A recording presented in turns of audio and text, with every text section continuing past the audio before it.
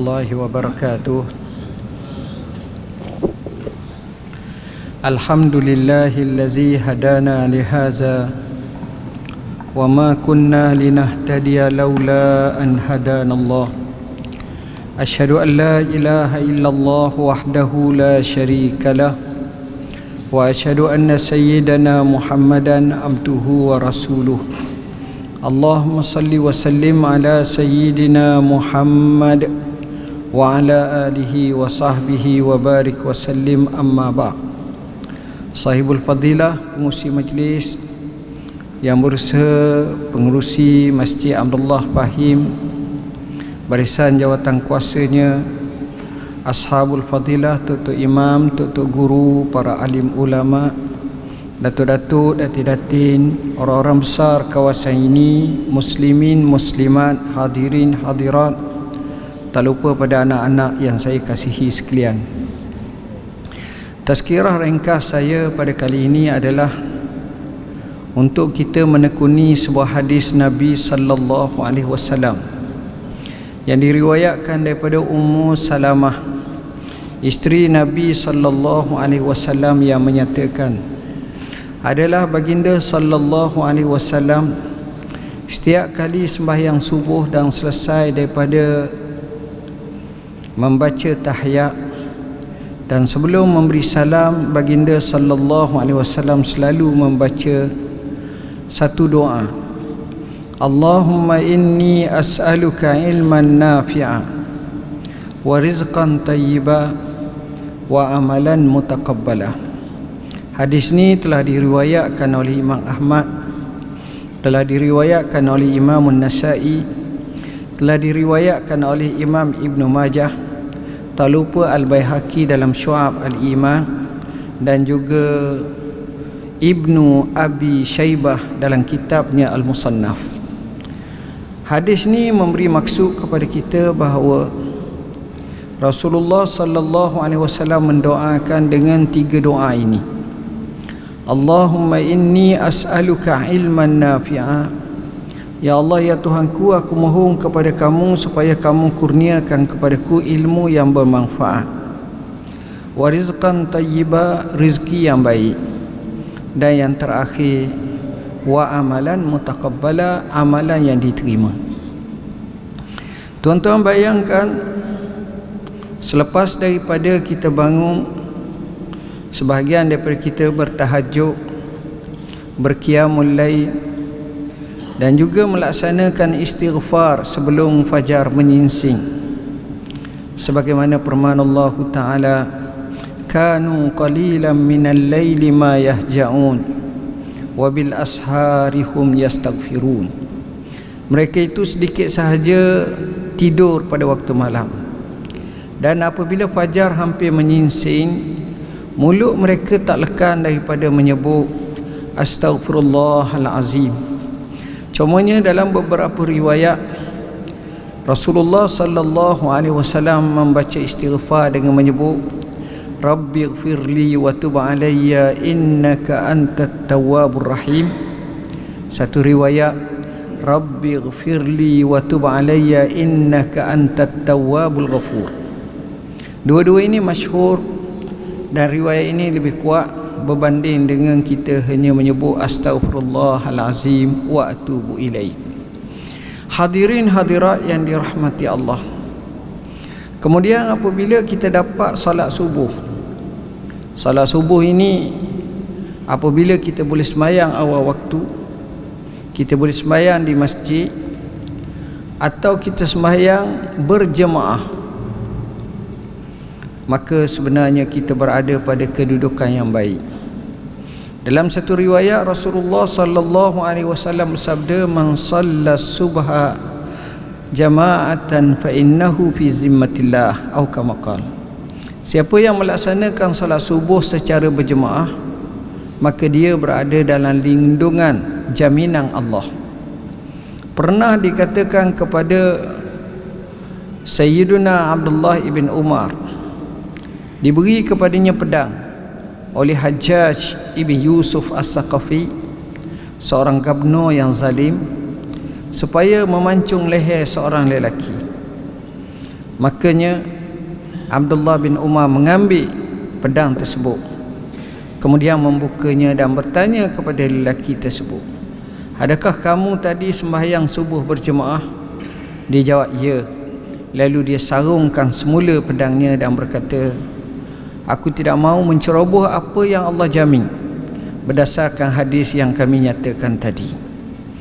Hadirin hadirat yang dirahmati Allah, dalam salat subuh ini kita lihat Rasulullah sallallahu alaihi wasallam banyak mengajar kepada kita doa. Dalam mazhab kita Syafi'i, kita ada doa kunut. Maka di situ pun makna yang cukup besar. Kita mohon kepada Tuhan hidayah. Allahumma hdini fi man hadait. Kita mohon afiat, wa afini fi man afait.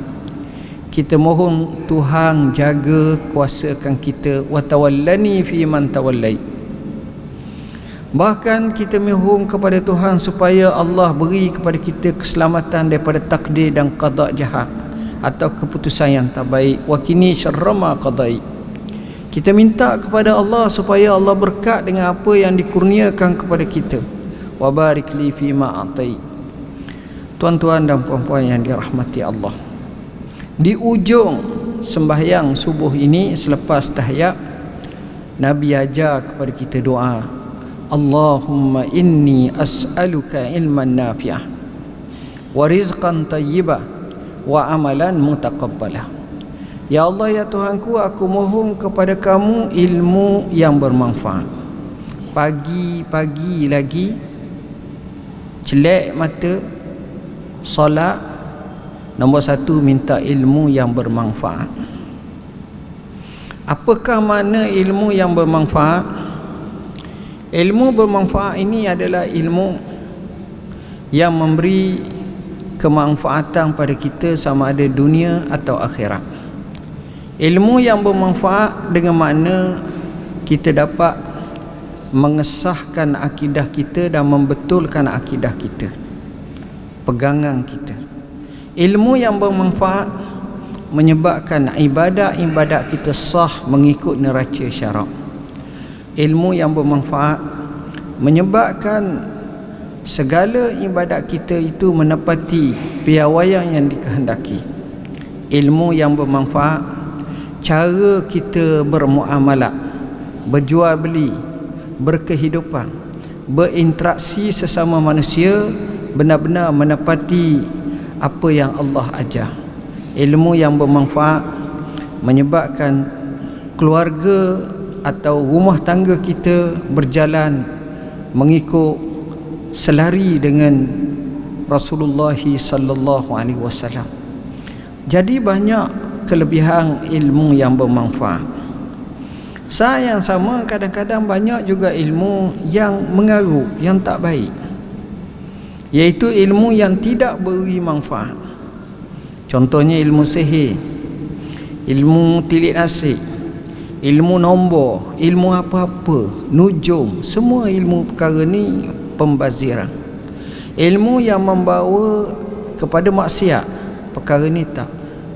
Sebab itu dalam sebuah hadis digabungkan dua perkara, iaitu supaya berdoa kepada Allah supaya Allah beri kepada kita ilmu yang bermanfaat, saat yang sama supaya kita berlindung dengan Allah daripada ilmu yang tidak bermanfaat. Dalam sebuah hadis lain Rasulullah SAW bersabda, salullaha ilman nafi'ah, hendaklah kamu mohon kepada Allah ilmu yang bermanfaat. Dalam sebuah hadis yang lain Rasulullah SAW bersabda, ta'awwazu billah min ilmin la yanfa', kamu hendaklah berlindung dengan Allah daripada ilmu yang tidak memberi manfaat. Ilmu yang memberi manfaat adalah ilmu yang membawa kepada kita ketakwaan kepada Allah, ilmu yang membawa kepada kita kedekatan kita dengan Allah, ilmu yang membawa kita merasa jinak kepada Allah, ilmu yang menyebabkan kehidupan kita akan ada matlamat, hadaf, objektif, tujuan untuk hari akhirat kita, bukan sekadar dunia semata-mata, tapi bahawa jatuh bangun kita, duduk bangun kita, akhirnya kita sama ada ke syurga, alhamdulillah, atau sebaliknya, wal iyazabillahi min zalik.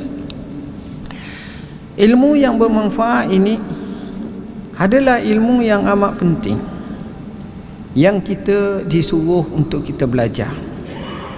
Kerana dalam Islam, belajar ni dia tidak ada masa, dia tidak ada tempoh, dia tidak ada terhad. Dia tak boleh kata dia belajar ni sekadar 10 tahun, 20 tahun, 30 tahun, 40 tahun, tapi belajar ni bersifat selama-lamanya.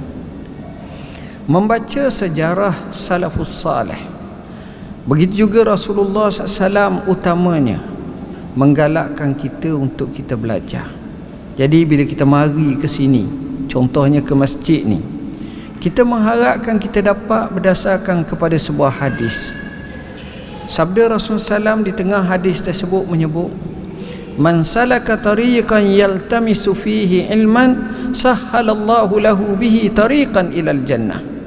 Siapa yang berjalan menuntut secangkir ilmu, Allah mudah baginya jalan ke syurga.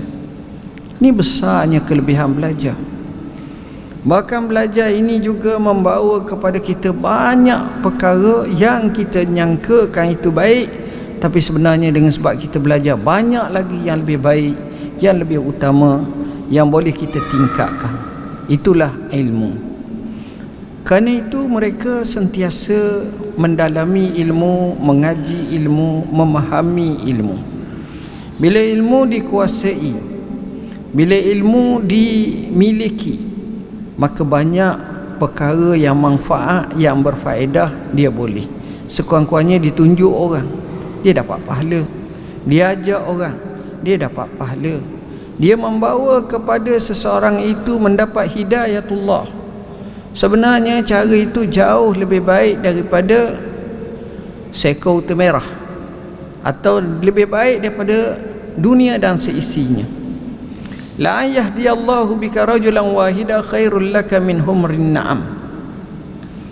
Humrin na'am ni sebahagian ulama menafsirkan, kalau unta merah ni, kalau kita lah kereta rak Mercedes lah, hak molek-molek, maknanya barang binatang yang mahal.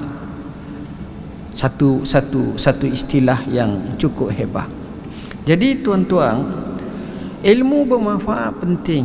Kita selalu kena minta. Kadang-kadang kita perhati tuan-tuan, banyak dalam hidup kita, bila mana kita terlupa tekad mempelajari ilmu, ada tak orang cakap, kenapalah aku baru tahu. Masa tu usianya 45 tahun dah, ataupun 50 tahun dah, dan boleh jadi 60 tahun dah. Allah. Tapi kederaknya tak ada dah masa tu, lemahnya tak ada dah, baru dia rasa sesal dan kesal. Seorang lelaki kerjanya baik, taklah hebat sangat, tapi bukan kurang. Allah bagi dia cukup makan, hidup okey, Masya Allah. Sampai umur 60, adalah kawan dia, mak ni ajak dia, Syekh, jom kita pergi Mekah sekali. Dah pencen dah, dia pun pergilah.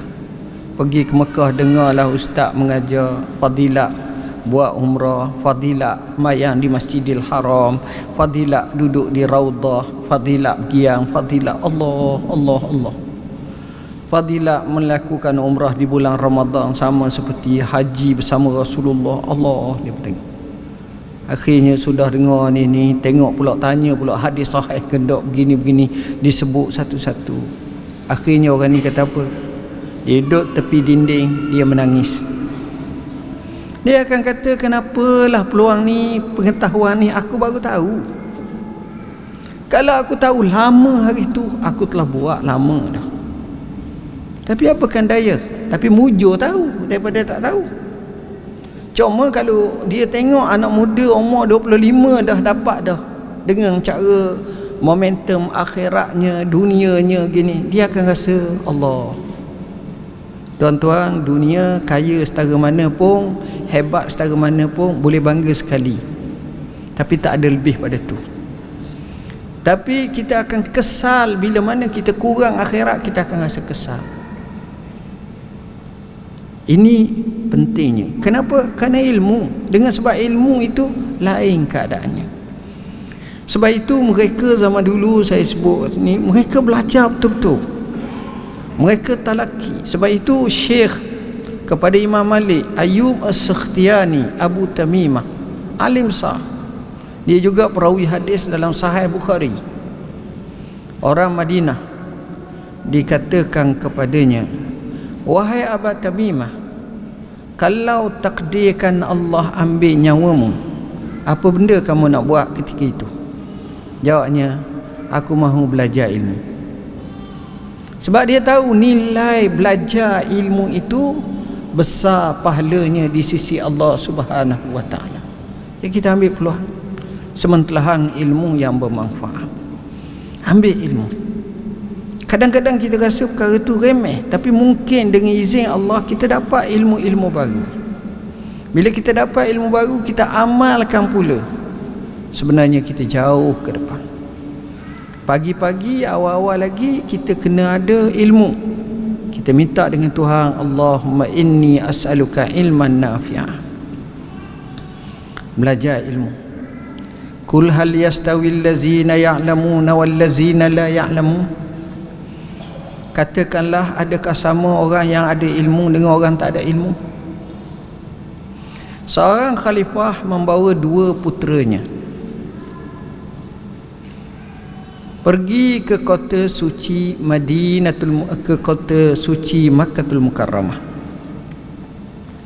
Sampai di sana, khalifah berkata kepada Gubernur Mekah, siapa di kalangan orang-orang Mekah yang masih ada ni, yang pernah hidup zaman Nabi? Kalau tak sempat pun, yang hidup zaman sahabat, yang pernah tengok sahabat Nabi. Lalu Gubernur kata ada seorang yang suhu alim hebat. Beliau ialah Atta ibn Abi Rabah. Atta bin Abi Rabah digelar sebagai Sayyidu Fuqaha Hijaz, penghulu ahli fiqh di Hijaz, di semenanjung tanah Arab. Dia dikatakan orang yang paling alim di zamannya berkenaan dengan nusuk atau ibadat haji. Sementelahan dia duduk Mekah pula. Dan dia juga belajar dengan Ibnu Abbasin radhiyallahu anhuma dan beberapa tokoh-tokoh yang lain. Bila ditanya, maka ditunjuk bahawa dia sedang sembahyang di belakang makam Ibrahim. Khalifah dengan dua puteranya pergi.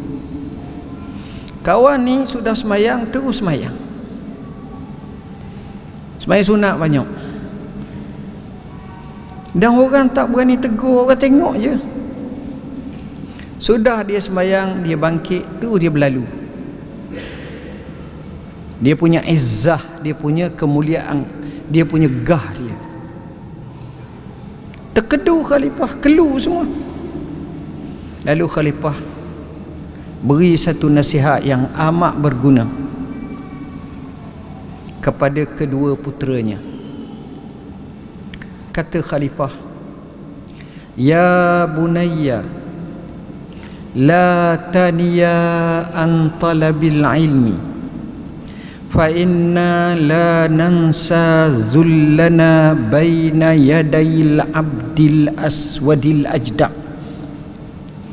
Wahai kedua puteraku, janganlah kamu letih, lemah, lesu daripada menuntut ilmu. Kerana sesungguhnya kita tidak akan lupa betapa hinanya kita di hadapan bekas seorang hamba berwarna kulit hitam, rambutnya seperti rambut melekit-lekit, seperti negro. Kerana Atta ini bekas hamba, tapi Allah angkat kedudukannya kerana dia ilmu. Allah sebut yarfa'illahu allazina amanu minkum wallazina utul ilma darajat. Allah pasti mengangkat golongan yang beriman di kalangan kamu dan mereka yang dikurniakan ilmu, akan beberapa darjat. Ibn Abbas radhiyallahu anhuma telah menyebut, ma baina darajataini, di antara dua darjat ibarat seperti perjalanan 500 tahun perjalanan. Khamsimiati 500 tahun perjalanan. Maknanya beza jarak antara orang ni dengan mereka ni jauh sangat. Itulah ilmu, tuan-tuan. Kerana itu mereka amat loba ilmu. Mereka kaji betul-betul, mereka belajar betul-betul, sehingga kalau kita tengok hasil daripada itu, mereka telah bentuk masyarakat, dan masyarakat menjadi baik, masyarakat menjadi stabil, aman, berakhlak, beradab, dan akhirnya lahirlah sebuah kehidupan baldatun tayyibatun wa rabbun ghafur, negeri yang baik dan mendapat keampunan Tuhan. Kenapa? Kerana jiwa-jiwa macam ni. Penyebab utamanya adalah ilmu. Mereka hadir halaqah ilmu, mereka belajar ilmu, mereka mengajar ilmu, mereka menuntut ilmu. Lebih penting daripada itu, mereka mewariskan daripada ilmu rasaan takut kepada Allah, dan mereka beramal dengan ilmu. Inilah orang yang sebaik-baiknya. Kerana itu, awal-awal pagi kita mohon kepada Allah supaya Allah kurniakan kepada kita ilmu yang bermanfaat. Kedua, kita mohon kepada Allah wa rizqan tayyiba, rizki yang baik. Rizki yang baik. Orang tanya, apa makna rizki? Kalimah rizki ini adalah sifatnya umum. Kalimah rizki ini adalah sifatnya umum. Sama ada baik atau tak baik, itu rizki. Waliyazubillah, orang tak baik, dia dapat duit cara tak baik, rizki. Tapi rizki haram lah. Orang yang baik, dia dapat rizki yang baik, rizki. Rizki ni umum. Dan rizki ni dia bukan perkara yang kita kata hanya duit dan harta. Tapi hatta kita dapat petunjuk ilahi. Allah jelaskan pada kita hak mana benar itu sehingga nampak kebenaran, hak mana batil itu sehingga nampak kebatilan. Hak mana benar itu dia dapat ikut, hak mana batil itu dia dapat jauh. Itu pun rezeki. Dalam sebuah hadis Nabi ajar kita doa, Allahumma arinal haqqa haqqan warzuqna ittiba'ah, wa arinal batila batilan warzuqna ijtinabah. Ya Allah, tunjuklah kami kebenaran itu sebagai kebenaran, dan rizkilah pada kami untuk kami ikut. Tunjuklah kami kebatilan itu sebagai kebatilan, dan rizkikanlah kepada kami untuk kami jarakkan daripadanya. Ini rizki. Artinya rizki ini bukan satu, bukan macam kita jangkakan dan kita sangkakan satu. Tidak, rizki ini umum. Itu makna rizki. Para ulama bahas pula, apa beza antara rizki dengan nikmat. Rizki dengan nikmat, nikmat ni biasanya hak baik-baik. Yang kita dapat hak baik-baik itu nikmat. Rizki ni tak semestinya macam tu. Rizki ini walaupun kita nampak kita usaha, tapi membaca hadis kita juga faham ia adalah ketentuan Tuhan. Dia rezeki ni bukan salah alamat, tak salah alamat, bukan itu semata-mata. Tapi rezeki ni adalah yang mana kita lemah untuk memikirkannya dan menjangkakannya. Saya beri contoh mudah lah. Saya tinggal di Negeri Sembilan. Semalam Negeri Sembilan, pagi tadi Negeri Sembilan lagi. Naik kapal terbang, barulah sapa daripada ke Penang. Sapa ke Penang, fikir nak makan apa. Sahabat kata makan roti canai dia. Saya pun fikir ada satu makanan rasa tak kaji makan lama dah. Apa dia? Tosi. Makan tosi. Tiba-tiba satu kedai nak makan kedai ni, makan kedai ni. Itu rezeki. Kita tengok macam mana dipertemukan dengan cara pelik yang amat sangat. Seorang ulama besar bernama Syekh Ali Tantawi, sastrawan adib terkenal di Syam, Syria. Tinggal di kota suci Mekah, mati di situ. Alim orangnya. Dia pernah cerita, dia kata ada seorang Mesir bekerja di Mesir, salah seorang pegawai kerajaan utama. Cerita ni tahun 1950-an atau 60-an. Kemudian dia ini telah ditaklifkan oleh kerajaan Mesir untuk pergi ke Moskow, Rusia, bertujuan untuk ada perbincangan dengan pihak sana. Maka dia pun macam kita lah zaman tu, mikir bak makan, bak minum, capur pula dengan kata negara masa tu komedi, macam-macam lah. Dia mikir. Bini dia ni kerana nak pergi ni telah beli 2 ekor ayam. 2 ekor ayam. Ayam tu dipanggang, dimasak, digini, dia kukuh apa, buat cara dia lah, cara dia. Buat betul-betul anggar-anggar boleh tahan lah 4 hari 5 hari tu. Kalau makan seekor tu 2 hari, boleh 4 hari. Jadi sudah buku comel ni, letaklah makanan tu.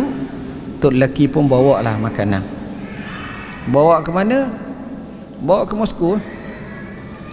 Naik kapal terbang sampai di Moskow sebab takut tak ada makanan halal. Takut masa tu faham-faham lah.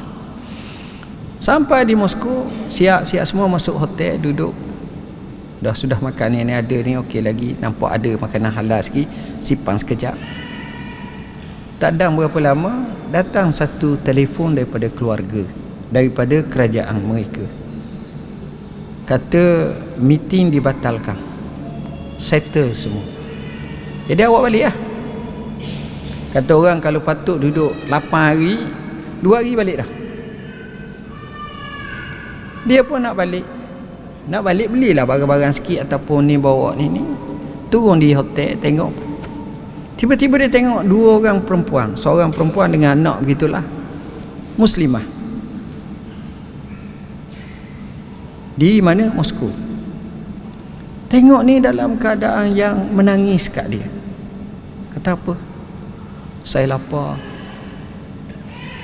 Saya tak ada makanan. Tolonglah saya. Lalu dia ambil ayam dia 2 ekor tu, dia bagi.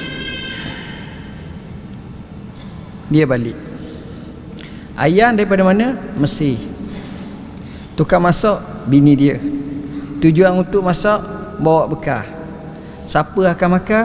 Laki dia. Tengok, tiba-tiba orang Moskow tak tahu kala orang mana mari. Itulah rezeki pelik. Rezeki ni memang pelik. Kita kaji memang pelik, tak sempat. Rezeki. Sebab itu kita kena minta dengan Tuhan. Rezeki ni bukan minta dengan orang, minta dengan Tuhan. Dalam nas hadis ni kita minta. Cuma Nabi ajar bila minta rezeki, biar rezeki yang halal. wa rizqan tayyiba. Bila sebut tayyib ni menepati dengan firman Allah, kulu mimma razaqnakum tayyiba, makanlah daripada apa yang kami kurniakan kepada kamu hak baik-baik. Sebahagian ulama menafsirkan tayyiba baik ni ada dua. Pertama, halal dari segi ingredientnya. Kedua, memang baik sesuai dengan diri kita, dengan tubuh kita, yang menasabah untuk kita terus kehidupan. Boleh jadi kita dengan arak tak sama. Arak pada roti je, kita macam-macam mana pun nak nasi kandak ke. Contoh. Orang lain pula nak macam-macam. Rezeki yang baik ini, mungkin orang akan tanya, benar ke kaedah menyebut rezeki secupak tak akan jadi segantang? Benar ke tidak? Jawab dia benar dan juga tidak benar. Benar jika sekiranya sudah berlaku dalam qada mubram Tuhan dan keputusan macam tu, setakat tu lah. Orang kata ni finalis, tak ada apa dah. Yang disebut sebahagian daripada ketentuan Allah. Tetapi kalau masih lagi dalam qada muallaq, maka perkara itu boleh diubah. Contoh macam mana? Orang tu selalu bersedekah. Dengan sebab dia bersedekah, Allah gandakan rezeki dia. Kerana malaikat doa kepada orang yang bersedekah ni setiap pagi, setiap malam, Allahumma ati munfiqan khalafa wa ati mumsikan talafa. Ya Allah, berilah kepada orang yang berinfak ni gantian, dan berilah kepada orang yang kedekut ini kehilangan. Tengok maknanya di situ. Dengan sebab dia sedekah, dia dapat. Begitu juga dengan sebab dijaga silaturrahim, hubungan kekeluargaan. Disebut dalam hadis Nabi sallallahu alaihi wasallam, man arada an yabsutallahu alaihi rizqah wa yunsa lahu fi asarih falyasir rahimah. Siapa yang nak supaya Allah beri rezeki padanya banyak dan Allah bagi padanya umurnya panjang, maka sambunglah silaturrahim. Ini antara rezeki yang menyebabkan banyak. Cuma ada perbahasan menarik. Rezeki ni kita kena usaha ke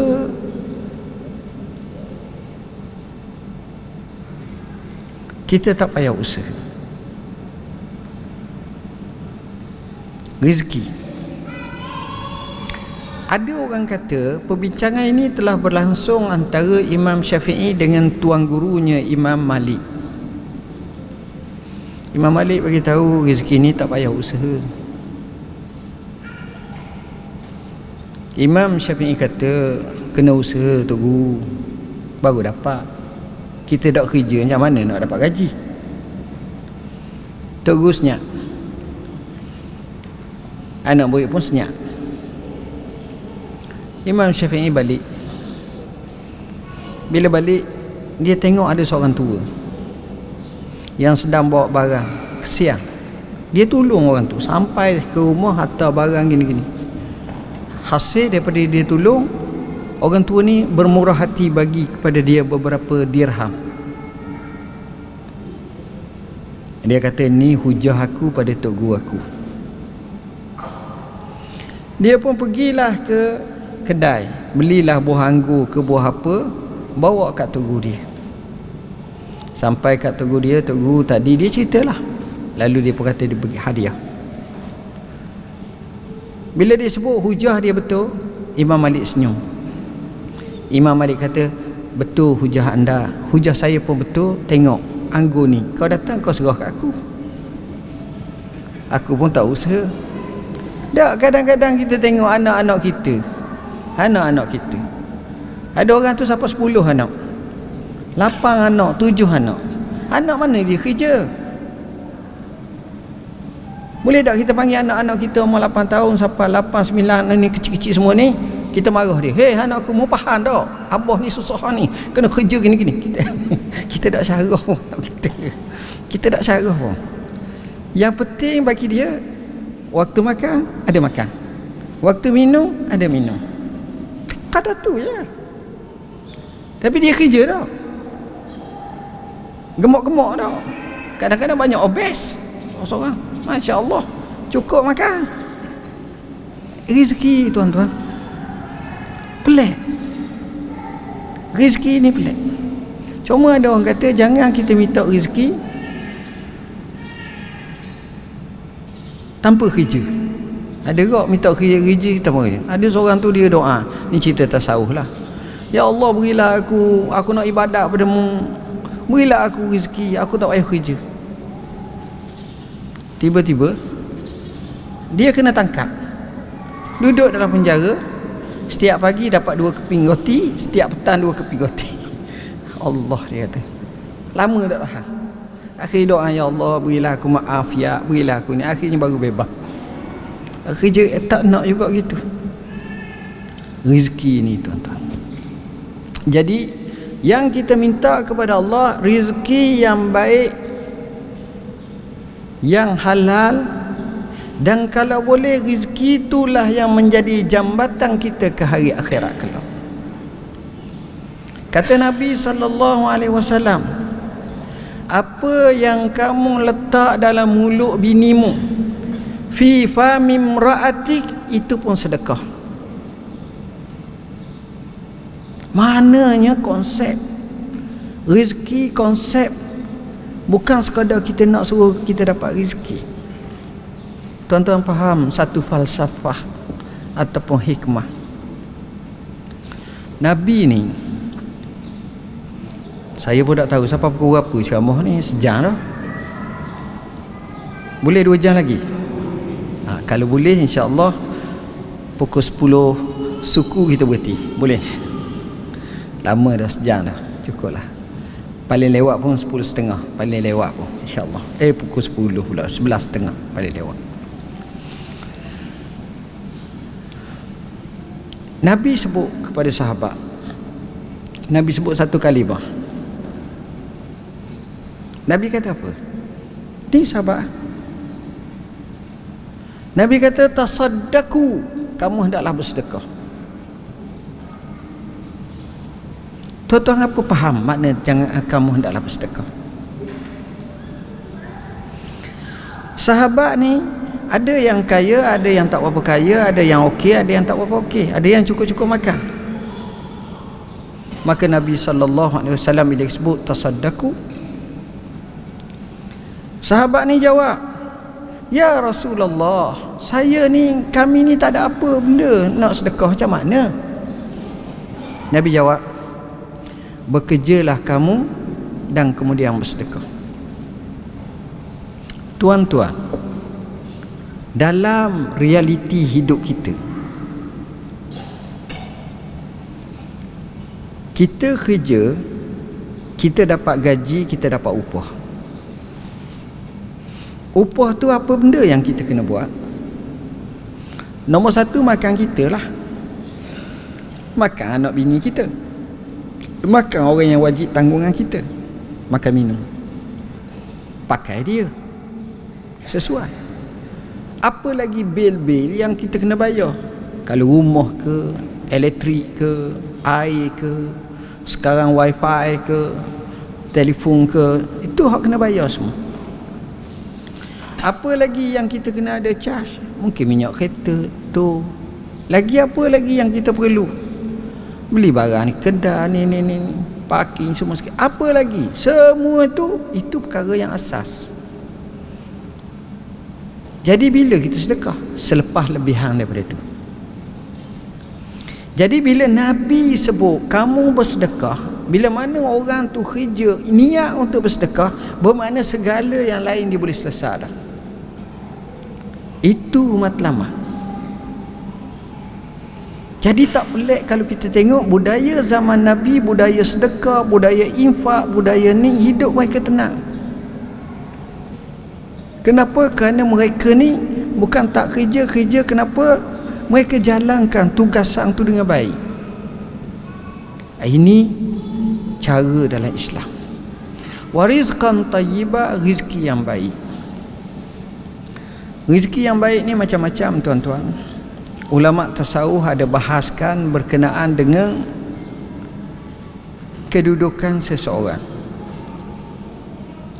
Ada orang tu Allah bagi dia jenis kena kerja. Ada orang tu jenis ibadat dia tu kerja. Maka kekalah ibadat dia kerja tu, jangan duk sibuk nak kerja hak lain. Hak yang kerja ni pula, janganlah sibuk nak ibadat melampau sangat sehingga abaikan kerja. Contoh bahasa mudah begini. Kita tengok Tok Imam ni dia kerja, dia ada gaji. Bagi dia pergi ke masjid tu kerja dah. Jadi imam tu kerja gini. Kita ni kerja lain. Kerja kita adalah datang pada waktu semayang. Kalau ada masa, marilah waktu semayang. Majmaah wajib lah. Hak lain pun datang. Tok Imam jangan ambil tempat kita. Kita pun jangan ambil tempat Tok Imam. Dalam arti kata lain, kita royak Tok Imam, saya ingat saya malah kerja dah, saya nak duduk sini je, tengok Tok Imam bagus dapat pahala banyak, saya pun nak zikir banyak nak. Kita menyebabkan menyusahkan ramai keluarga yang ni rugi dah hidup. Tok Imam pula tengok kita mari pakai kereta besar, dia ada hak jenis MLM ke apa jenis, hak jenis marketing ni, pakar pula ngejam jamaah ni, galia gini. Tok Imam pun leleh heliu tengok kerja apa Allah tu lah mam, pandai-pandai melabu lah. Oh sedap, tengok saya ni dulu gini mam pun naik macam ni sanggup pula. Duk sibuk tu. Akhirnya yang ni terabai, hak ni tak siapa balik, akhirnya jadi makmum lah pula. Kita tak nak gitu. Tapi kembangkan apa yang berlaku ni, apa yang ada kena mengena macam tu. Hak ni begini. Baru masyarakat tu hebat. Sebab kullun ya'malu ala syakilati. Katakanlah setiap orang berdasarkan apa yang Allah kurniakan pada dia, kemampuan dia. Maksud saya, Allah telah fitrahkan kita keboleh mampuan kita bidang ni. Kita pergi cebur bidang lain, dia tak lagi. Bukan semua orang boleh buat. Nebo ti cana nampak mudah, memang tengok mudah. Tapi nak teba pun 14 tahun lepas dah dia belajar. Satu-satu jadi bulat molek tu. Tak boleh tuan-tuan. Kita orang tengok pun canggung. Allah katamu. Sebab bukan bidang kita. Yang sana pun begitu. Artinya rezeki ni Allah pelbagaikan bidang yang pelbagai, tak semestinya satu dan caranya tak sama. Ini Allah bagi. Baik. Dan yang terakhir sekali, wa amalan mutaqabbala, amalan yang diterima. Kita nak amalan yang Allah bagi pada kita, Allah beri kepada kita ni, biar amalan tu Allah terima. Banyak tak amalan tak terima? Banyak. Kenapa Allah tak terima amalan? Sebab dia buat tu tak betul mengikut syariat. Nabi kalau suruh semayang, apa kata Nabi? Sallu kama ra'aitumuni usalli. Mu semayang, mu tengok macam mu tengok aku semayang. Apa maksud? Maksudnya mu kena belajar semayang macam tengok daripada tok-tok guru, daripada ulama, tengok hadis, tengok ni, tengok mazhab, tengok betul, biar betul. Jangan semayang ikut kita je. Tak sama. Dia ada bab haji, bab umrah. Apa kata Nabi? Hadis sahih riwayat Bukhari. Khuzu anni manasikakum fa inni la adri la'alli la alqakum ba'da ami haza. Ambillah daripadaku ibadat haji kamu. Kena belajar, baru Allah terima. Kedua, walaupun betul syariat tu, dia ada satu bab lain, iaitu mesti ikhlas. Dalam ibadat ni bukan kerana orang lain, kerana Allah. Allah sebut faman kana yarju liqa'a rabbih falyamal amalan salihan wala yusyrik biibadati rabbih ahada. Siapa yang mengharap bertemu dengan Tuhannya, maka hendaklah dia beramal dengan amalan yang saleh. Jangan bersekutu dalam ibadat kepada Tuhannya dengan sesuatu. Kita semayang kerana orang, tak boleh, kerana Allah. Kita masuk masjid, betulan kita nak ceramah, kita tengok orang ramai ni sedang tunggu kita, kita pun masuk lewat, kita pun semayang. Biasa kita semayang untuk 2 rakaat tu 2 minit je, tapi oleh kerana ramai sangat tengok, kita pun semayang 5 minit. Allah, lama. Sudah semayang, kita pun naik atas petah. Kemudian MC pun cakap, sebelum saya persilakan kepada penceramah untuk menceramah, saya suka bagi tahu kepada penceramah bahawa semua yang ada dalam dewan ni adalah buta belaka, termasuk saya. Allah kata, kalau aku tahu gitu, aku semayang cepat. Tak ada guna aku nak nunjuk kau buta, tak nampak. Tengok berubah tuan-tuan. Biar kerana Allah. Dan bila kerana Allah ini, inilah yang disebut ayyukum ahsanu amala, iaitu aswabuhum wa akhlasuhum. Benar-benar betul mengikut piawaian syarak, benar-benar betul mengikut keikhlasan. Dua ni barulah amalan diterima. Orang zaman dulu dia akan doa supaya Allah terima. Allah terima doa. Contohnya kita kata kita puasa, kita kata apa? Allahumma laka sumtu wa bika amantu wa ala rizkika aftartu zahabaz zama wabtallatil uruq wa sabatal ajr insyaallah. Lepas kita selesai ibadat puasa, kita sebut doa ni. Aku puasa kerana mu je. Dengan mu aku beriman. Atas rezeki mu aku berbuka. Telah basahlah anak tekak. Telah hilanglah dahaga dan telah basahlah anak tekak. Dan sabitlah untuk aku ya Allah dapat pahala daripada mu, insya-Allah. Kita minta. Kita pergi Mekah buat haji, buat umrah. Last sekali selesai, kita angkat tangan dengan linangan air mata, kita doa, Allahumma ja'al hajjana hajjam mabrura wa sa'yana sa'yan mashkura wa amalana amalan makbula wa tijaratana tijaratan lan tabur ya aziz ya ghafur. Kita minta. Kita takut kita termasuk dalam golongan kita buat ibadat tapi Allah tak terima. Macam puasa sebagai contoh.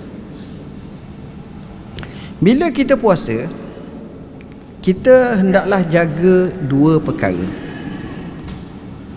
Perkara pertama kita kena jaga ialah jaga daripada segala perbuatan yang membatalkan ibadat puasa kita.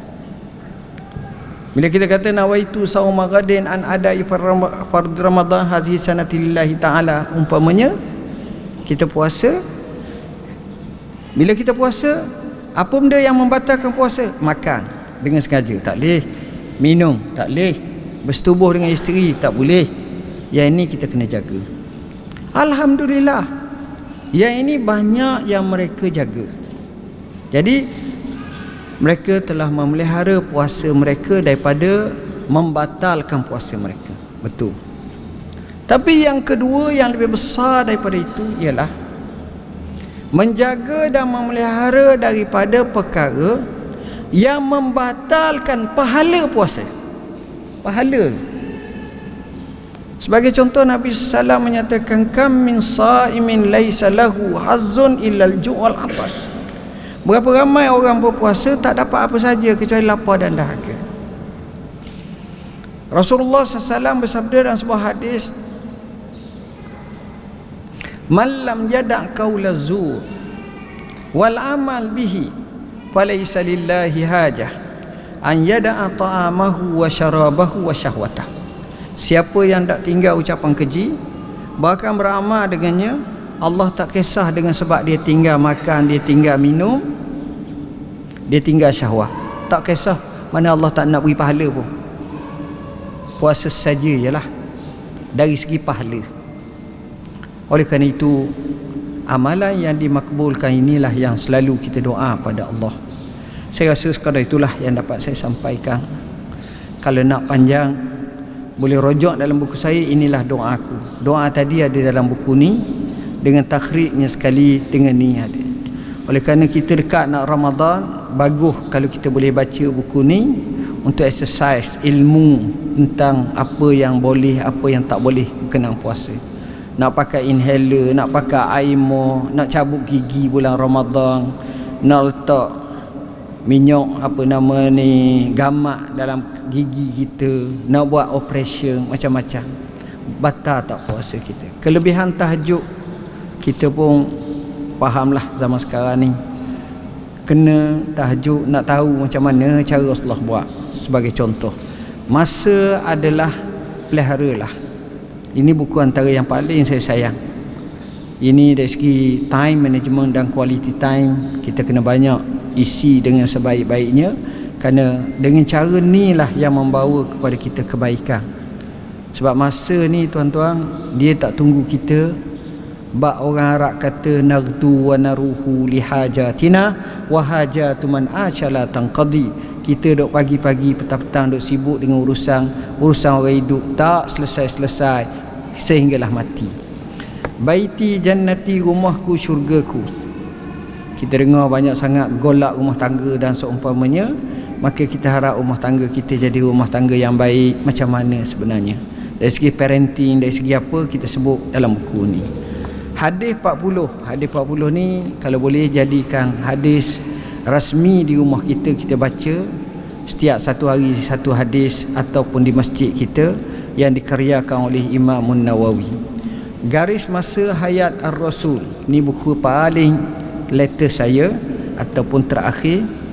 Saya tulis buku ni semata-mata nak beri satu pendekatan baru dalam persembahan tentang sirah Nabi berdasarkan garis masa Nabi. Kita tahu, tapi kita tak tahu umur berapa, masa mana, tempat mana, kita tak tahu. Macam saya contoh, Nabi pergi perang Badar, bila tak tahu, kat mana tahu, macam mana tak tahu. Nabi perang Uhud, macam mana pula. Nabi buat Hajjatul Wada', Nabi janji suluh Hudaibiyah, kita tak berapa tahu sangat. Jadi caranya ringkas. Yang ini garis masa, pelang masa dia, tahun bila gini-gini. Bawah ni penerangan dia satu persatu. Sebelah ni peta kat mana berlaku peristiwa tu. Jadi kita buat 4 dahak lalu, 3 dahak lalu, supaya orang faham, oh ini keadaan Rasulullah. Dan bila saya tengok macam tu, sampai umur Nabi wafat 63 tahun 4 hari, kita tengok dia isi umur dia selepas dirasulkan dia penuh dengan kebaikan. Dia 23 tahun, setepatnya 22 tahun 2 bulan 23 hari begitu. Apa yang dia buat dalam masa tu dakwah.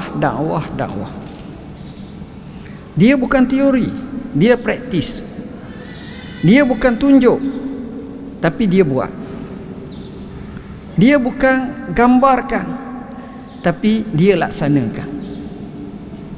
Bila sebut akhlak baik, cukup Aisyah kata kana khuluquhul Quran, adalah akhlaknya Quran. Jadi buku ni sebenarnya adalah antara buku yang terbaru kami dan telah banyak diedar di seluruh Malaysia. Saya harap kita dapat faham sunnah Nabi, sirah Nabi dengan sebaiknya, barulah kita lebih kenal Rasulullah SAW. Dan buku yang terakhir, Salam Terakhir, ini buku sempena kematian anak saya. Anak saya meninggal dunia tahun lepas, bulan Oktober, akibat sakit kanser. Jadi sebenarnya saya tulis masa dia hidup lagi lama, saya tulis daripada dia kecil. Sampailah dia mati, saya tambah-tambah dan saya tanya dia apa makna seumpamanya, tapi dia lebih kepada seorang bapa kepada anak dia lah, itu saja. Jadi sekali lagi saya mohon maaf bahasa saya guna tidak sesuai dengan khalayak sini, terkasar dan terguris. Aqul qauli hadza wa astaghfirullahal azim li wa lakum. Bismillahirrahmanirrahim. Allahumma faqqihna fid din, allimna at-ta'wil. Allahumma ij'alna minal ladzina yastami'una al-qawla fayattabi'una ahsanah. Wa sallallahu ala sayyidina Muhammadin wa ala alihi wa sahbihi wasallam. Walhamdulillahi rabbil alamin. Wassalamu alaikum warahmatullahi wabarakatuh.